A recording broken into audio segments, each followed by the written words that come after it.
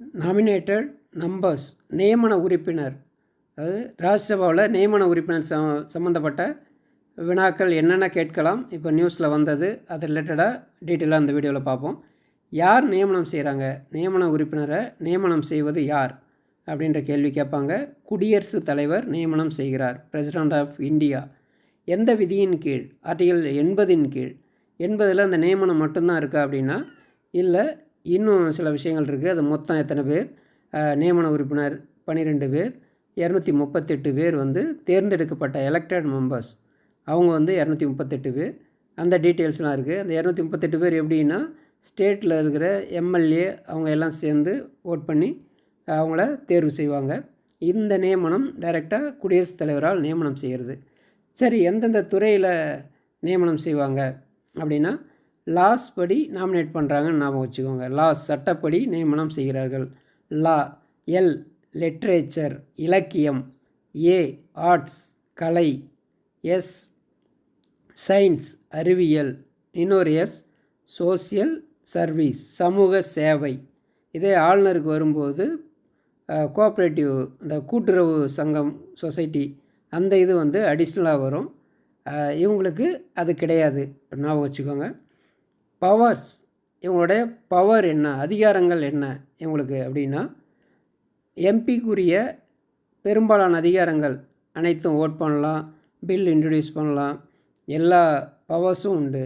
ஒரே ஒரு பவர்ஸ் மட்டும் இல்லை, முக்கியமான பவர். என்ன பவர் அப்படின்னு பார்த்தோம் அப்படின்னா, அவங்க மினிஸ்டராகலாம், எல்லா வேலையும் பார்க்கலாம்.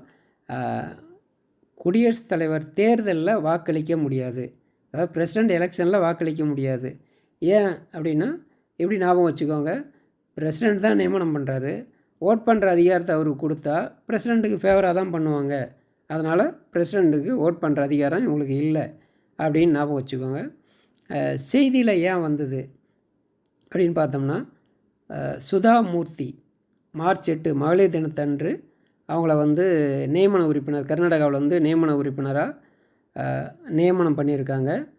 யார்? குடியரசுத் தலைவர் நியமனம் பண்ணியிருக்காங்க.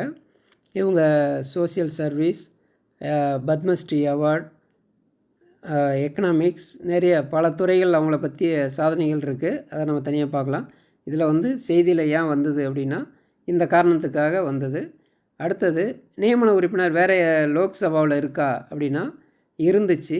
104வது அமெண்ட்மெண்ட் 2020 வரை ஆங்கிலோ இந்தியன் அப்படின்ற நியமன உறுப்பினர் ஆர்டிகல் 331 2க்கு மிகாமல், நாட் மோர் தென் 2, 2க்கு மிகாத எம்பியை ஆங்கிலோ இந்தியன் கம்யூனிட்டியிலேருந்து தேவைப்பட்டால் நியமனம் செய்யலாம் அப்படின்ற விதி இருந்தது. அடுத்தது, ஸ்டேட்டில் அவங்களுடைய பிரதிநிதித்துவத்துக்கு ஏற்ற மாதிரி ஆளுநர் நியமனம் பண்ணுற மாதிரி பொதுவாக ஒருத்தவங்களை நியமனம் பண்ணுவாங்க. அதை அந்த அதிகாரம் 333 விதியில் இருந்தது. இது எல்லாமே போதும், சுதந்திரம் வாங்கி இவ்வளோ நாள் ஆகுது. 104வது அமெண்ட்மெண்ட்டில் 2 விஷயம் இருக்கும். எஸ்சி எஸ்டி அவங்களோட ரிசர்வேஷனை எக்ஸ்ட்ரா 10 வருஷம் இன்க்ரீஸ் பண்ணியிருப்பாங்க. இன்ஷியலாக 10 வருஷமாக இன்க்ரீஸ் பண்ணிட்டு வருவாங்க.